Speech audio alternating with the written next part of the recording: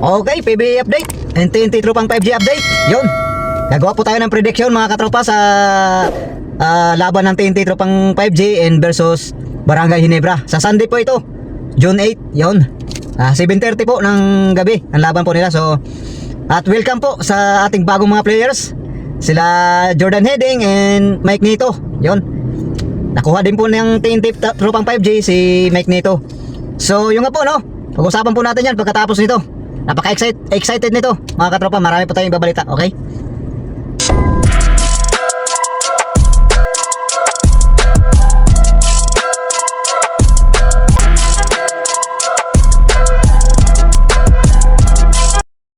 Okay, what's up mga katropa? Alam kong na-miss nyo ako. At alam kong marami ding naiinis sa atin na tayo daw ay fake news. So okay lang po sa atin, okay lang po sa akin kung tatawagin nyo po akong fake news. So nakakadismaya lang po kasi talaga, dahil minsan po talaga ay hindi po talaga natin maiwasan na may mga bashers po tayo. So tinatanggap po natin yan mga katropa. So ito nga po, no, mayroon po tayong video na ipapakita muna kung paano po nila tinanggap si Jordan Heading sa TNT Tropang 5G at saka si Mike Nito.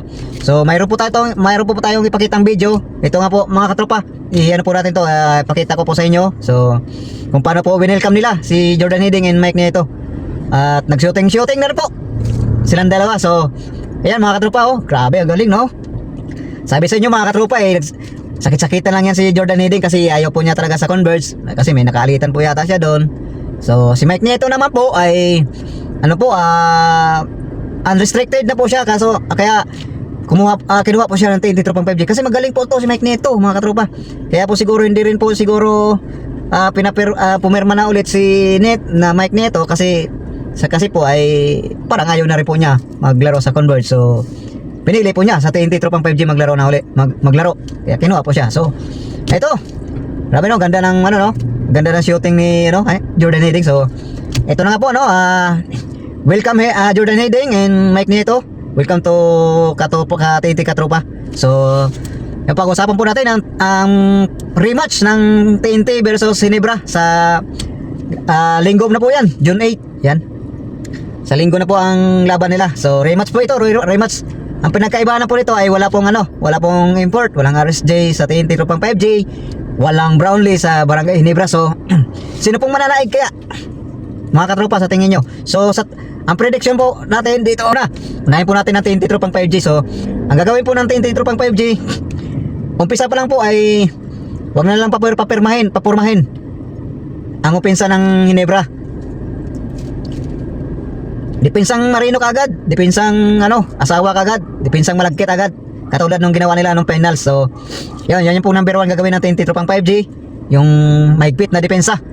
Number 2, yung hustle sa rebound, hustle sa pag-agaw ng bola. Yan, kailangan masipag sila kasi alam naman natin ang Barangay Ginebra ay kumukuha po yan ng lakas sa kanilang mga fans kasi marami pong fans yung Ginebra.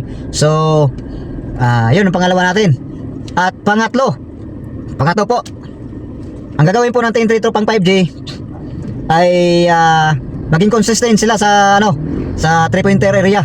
Yun, at maging dominante sila sa ilalim kasi nakabalik na po si si Brandon Ganuelas Roser at saka ayan, nandiyan pa si Puyo Iram, si Kelly Williams. So tatlo na po silang magpalitan dyan, kaya laging press leagues yan, dalawa na yan. So sa kabila naman, si Japet lang ang matangkad sa kanila. So kaya po nila ang Barangay Ginebra talunin.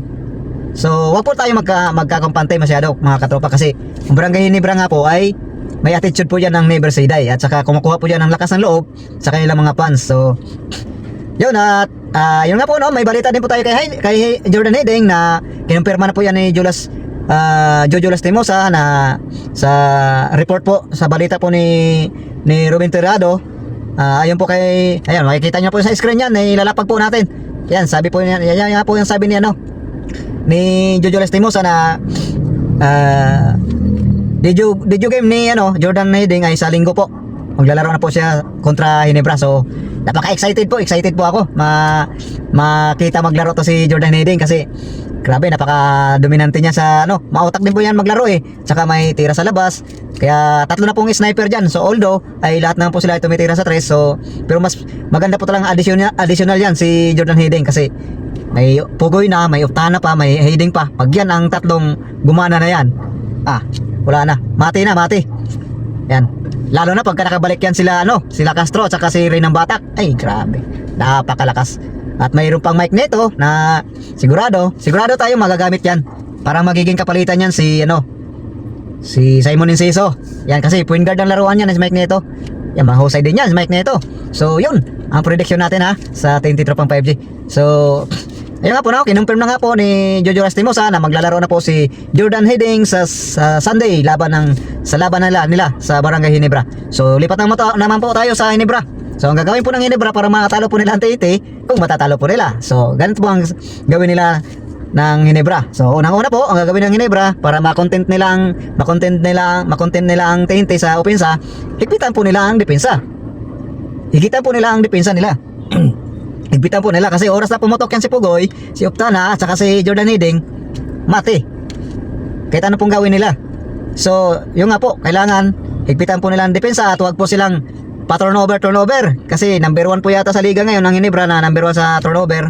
So, kasi alam naman po natin ang TNT, pag na turnover ang kalaban ay sigurado score na po yan sa kanila. So, pangalawa po, ang gagawin nila ay pakipagsabayan po sila ng hustle sa TNT kasi ang laro ng TNT po ay physical, hustle, sipag talaga. Kailangan tapatan nila ang TNT Tropang 5G para manalo po sila sa game sa Sunday. Tapatan po nila sa rebound ang TNT Tropang 5G. So sino pong tatapat dyan? Andyan naman po si Japet pero napapagod po yan si Japet eh. Although nandyan si Troy pero hindi talaga kakayanin ni Troy din yan. Kasi malalaki po talaga TNT ngayon eh. May Aram na, may Brandon Canduilas Cropper ka pa, may Kelly Williams ka pa. So sinong itatapat mo dyan? So ayun, pangatlo, kumapit sila doon sa sa never die, tawag nila, may tawag sila dyan eh.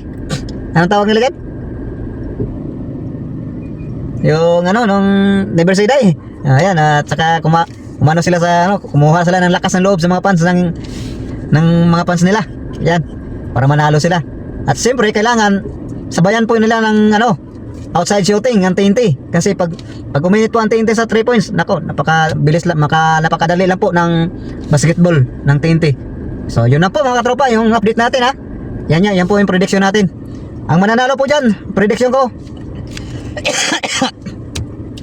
wag po natin ismuli ng Ginebra. Ang mananalo po dyan ay ang consistent sa depensa at consistent sa sa opensa. So yun na po. At maraming salamat and God bless all. Maraming salamat. Subscribe na rin po kayo at like and share ng ating video. So yun na po. Maraming salamat. Bye bye. Ray ng Batak binigay kay Uktana. Tumira ng 3. Boom! Naral Pugoy, may hawak ng bola. Pinantayan ninyo sa tumira ng 4-4. Bang! Grabe! Pasabit pa doon.